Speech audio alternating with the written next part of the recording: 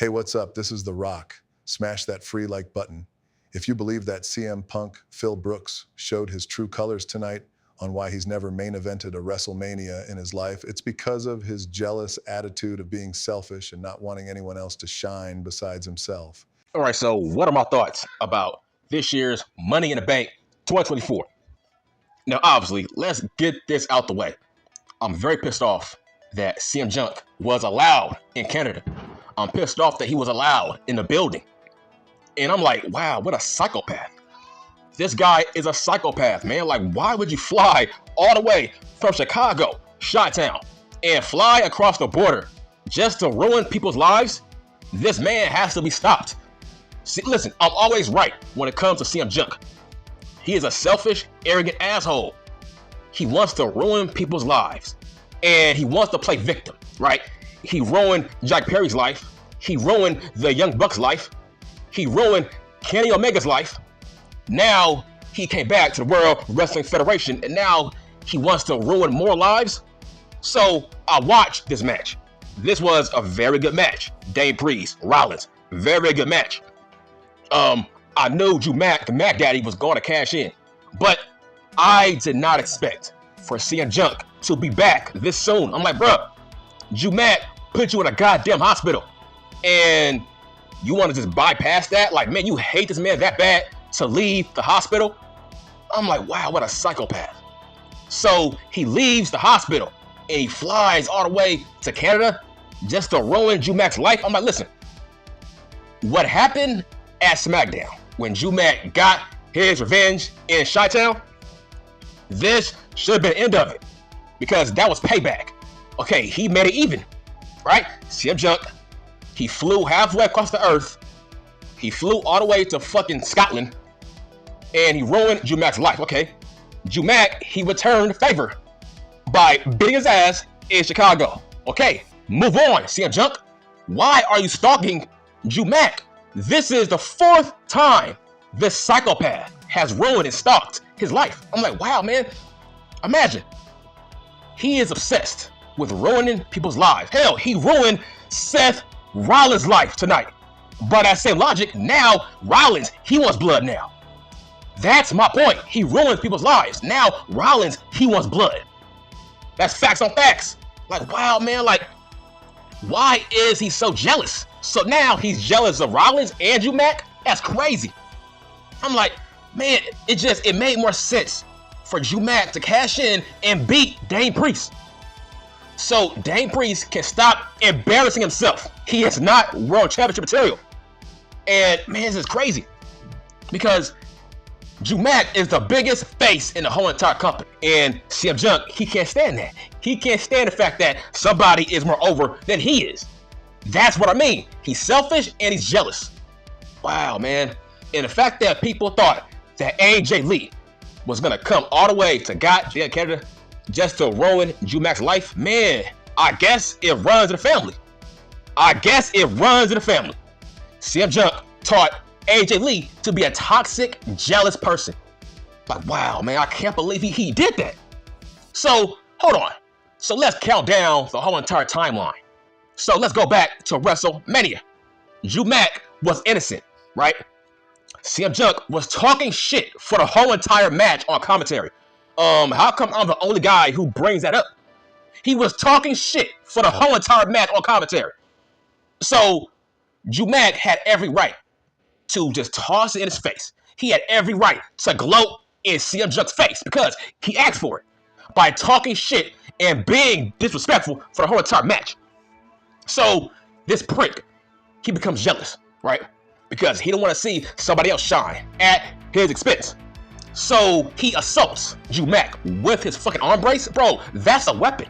That is a deadly weapon that he used against Drew Mac. And then 2 nights later, this prick, he costs Drew Mac a shot at the world title on Raw. That's strike number 2. Now, let's go to strike number 3. He flies halfway across the earth just to ruin Drew Mac's life once again in front of his wife, in front of his hometown. And this asshole wore green, and he stole a referee's shirt. So now this guy, he goes against the rules. I'm like, damn, man, you hate Drew Mac that bad? people keep on saying, oh, Drew Mag, he's the one who injured CM Junk. I'm like, bitch, CM Junk, Phil is fragile. Bro, he wakes up out of bed injured. I'm like, he can't go to a press conference without getting injured. Ask Conman, ask the Bucks. Imagine getting injured while you are fighting the Bucks. That's how soft he is. He got injured fighting the Young Bucks. So yes, he is fragile. So you can't blame Drew Mag for injuring CM Junk. All he did was a DDT. And bro, who pulls a tricep muscle taking a DDT? That's news to me. That is crazy. That's how fragile he is. You can't take a goddamn DDT and you pulled your fucking tricep off that move? How was that Drew Mag's fault? So that's strike 3. Strike 4, this asshole flies all the way to Canada and he assaults Drew Mag from behind with a steel chair. A second weapon. A second deadly weapon that he used against Drew Mag. The first one was an arm brace, and now he used a steel chair and he bent that steel chair. He almost broke Drew Mag's back. Like I said, Drew Mag, he needs to press charges against this man. These are stalker charges. Drew Mag has done nothing wrong. All he's doing is defending himself against a monster, against a psychopath, narcissistic monster who is CM Junk. So he used arm brace and now a deadly weapon again.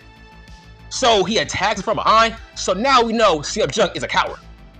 So he used 2 deadly weapons. Then he kicked Drew Mag in the goddamn balls because CM Junk is a goddamn coward. And he attacks him from behind in Canada. Yeah, bitch, you a coward. Damn, man, I can't believe he cost Drew Mag another shot at the world title 4 times. Man, this man needs to be dealt with. That's all I'm saying. Because now he ruined Rollins' life. He ruined Seth Rollins' life as well. Because now Rollins cannot challenge for the world title until Dame Priest gets beaten. That's wild. Like I said, he's a monster. He is a psychopath monster who just ruins people's lives. But this was awful. I'm like, you gotta be a huge psychopath if you are CM Junk and you didn't want to see Drew Mag win the world title. I'm like, hold on, don't you want to beat Drew Mag for the world title? Bro, this makes no sense. If you really hate him, why don't you want to see him as the world champion? Because if you are really, really good, don't you want to beat Drew Mag for the world title? You goddamn psychopath. Wow, this is wild. This makes no fucking sense. Like, man, I don't know what to say. I did not see this coming. I thought Drew Mag was gonna beat Dave Priest for the world title, but CM Junk got jealous once again. Fucking right on cue. This man is the biggest heel in all of fake pro wrestling. CM Junk is a heel in real life. He's a heel backstage, and he's a heel on TV. I'm like, this man is a monster. I mean, wow, man. The biggest face in a company. He has ruined his life 4 times. I'm like, man, he does not want to see the World Wrestling Federation grow. I'm like, it makes more sense for the world title to be on Drew Mag. He is the biggest star on Raw. I'm like, damn, man, you don't want to see the growth of Raw? That show needs a real world champion like Drew Mag. But CM Junk, he's so jealous, he don't want to see somebody else shine that he thinks he's better than. Like, nah, bitch, you ain't better than the motherfucking Mac Daddy. But let's go back to match number 1. What do I think about the overall match? The men's Money in the Bank match. It was a very, very good match. I saw tons of crazy ass spots in this match. I think Carmelo, he was solid. LA Cosplay was solid. Andrade was very, very good. Chad Gable was very, very nice, solid. But of course, Drew Mag was the best man in this match. He had the best performance in this match. But I was shocked because I thought that Jey Uso was going to win this match because it made more sense. It made more sense for Jey Uso to win this match based on, bro, why is his face on posters? I'm like, bro, that's false advertisement. I'm like, why was his face on posters? I don't get it. But this match outcome, it also proves me right about Samoan wrestlers in this company. They don't get pushed. That's my motherfucking point. See, now, do you get it? You see, I know more than you about this company. I made a video saying there's only 2 Samoans that this company cares about, and that's Rocky Maivia and Reigns. That's all. So please, will you stop jerking off Jacob Fatu's BBC? That's facts on facts. Okay? Stop jerking off Jacob Fatu's BBC. He's going to be a mid-carder. Maybe upper. Maybe upper or just real mid-card, but he's going to be a mid-card guy, not a mid-eventer. They don't push Samoans as singles. Maybe as a tag team, but they don't push singles as Samoans. Unless you are Roman Reigns and Rocky Maivia. Where am I lying? Bro, it made more sense for Jey Uso to win this match. But I'm like, damn, man, he was the most over guy in this match. So I'm like, what the fuck? It just made more sense for Jey to win. But of course, Jey fails as always. I don't get it. He always fails. He always loses the big one. That's a weird pattern. That's a weird pattern when it comes to booking. That's my point. Stop jerking off Jacob Fatu's BBC. Because if Jey ain't being pushed, he ain't gonna be pushed. Let me repeat. If Jey ain't being pushed, Jacob Fatu will not be pushed. So overall, this was a very, very good match. I am glad that Mac won, but man, I can't believe CM Punk did that. Wow. So he flies halfway across the earth. He flies over the border just to stalk Mac. Like I said, Mac, he has to press charges. This is stalking. These are stalker-like charges. I'm like, man, leave him alone, man. You are ruining Raw. Because now we are stuck with Dame Priest as the world champion. And most likely, he might get beaten by Gunther. And bro, how long will he hold that title? That's my point. Gunther does not lose. Gunther does not lose. So, how long will Gunther hold that belt, bruh? That's my point. It should have been Mac, the Mac Daddy. Like, okay, if we are gonna have this feud, this fucking blood feud between Mac and CM Punk, I'm like, how can a world title hurt this feud? Every feud needs the world title. Every feud needs a belt on the line to raise the motherfucking stakes. That's all I'm saying. A title does not kill a feud. That's all I'm saying. It don't hurt a feud. Damn, man, fuck. Wow. How can CM Punk not want to beat him for the title? Like, you can't make that make sense. Now, let's move on to Braun Breaker and Sami Zayn. I was shocked about this outcome. I don't get it. Why is Sami Zayn beating all these top guys? And why is Sami Zayn in competitive matches with these top guys, right? I'm like, bruh, this dude almost beat Roman Reigns. Like, what the fuck is going on here? So, this was a very, very good match. This felt like Braun Breaker got sunned. That's all. This match, Braun Breaker got sunned. That's how I look at it. It felt like, you know what? This kid ain't ready to beat Sami Zayn. So let's sun him. Braun Breaker ain't ready. That's how I saw this outcome. Because I don't know how Sami Zayn beat him. And he beat him clean. This was a clean victory. So, bro, hold on. This dude was the first man to pin Braun Breaker on the main roster. And he was the first man to pin Gunther on the main roster. I'm like, wow, bro, what the fuck is this? This is odd booking. Why is Sami Zayn being booked like Hulk Hogan? Like, I don't get it. He had no business beating both guys clean. He beat Braun clean. He beat Gunther clean. I'm like, bro, why is he the IC champion? By that same logic, he should be the world champion. I'm like, just bad booking. I don't get it. I would have had Braun Breaker beat Gunther or Uso. Those two guys. And then you have Sami Zayn go after the world title. Because, bruh, Sami Zayn does not need the IC belt. He does not need to be the first guy to beat Braun and Gunther. Like, why? He is not that guy. But overall, this was a good match, but it was very surprising. I am not a fan of Braun getting beat clean by Sami Zayn. How is Sami Zayn doing this? This dude, he beat Bronson Reed clean, Gunther, Braun, fucking Chad Gable. He's beating all these guys clean with no problem. I don't get this shit. This is wild. This is like weird booking. I can't believe Braun was beaten clean by Sami fucking Zayn. Just, I don't get it. If you're gonna have Braun get pinned, how about, I don't know, maybe Dragunov, somebody, but not Sami Zayn. Bro, like, why are we hyping up Sami Zayn? And why is he the IC champion if he's beating all these top guys? So I heard that John Cena is going to retire. Now, me personally, I don't think John should retire just yet. I'm like, bro, just be part-time. Wrestle once a year. But I'm like, man, you don't gotta go away forever. Just wrestle once a year, man. It's not time for John to retire. But who should be his last match? I think his last match should be against Randy Orton or CM Punk or Braun Breaker. But if I had to pick, I would pick Randy Orton. That makes the most sense as his last opponent for next year's WrestleMania. That makes the most sense. But I don't think John should retire, man. Just wrestle once a year.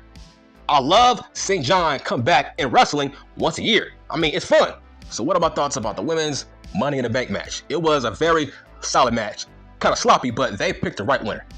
I picked Miss Tiffany Stratton as the winner last week because it made the most sense. Nobody else in that match had heat besides her. So, and she has a very, very bright future, so that made the most sense for her to win. So what do I think about the main event? That was a very solid ass main event. Listen, all of you Cody Rhodes nut-hugging ass haters, listen, every building he's in, he's the most over guy in the building.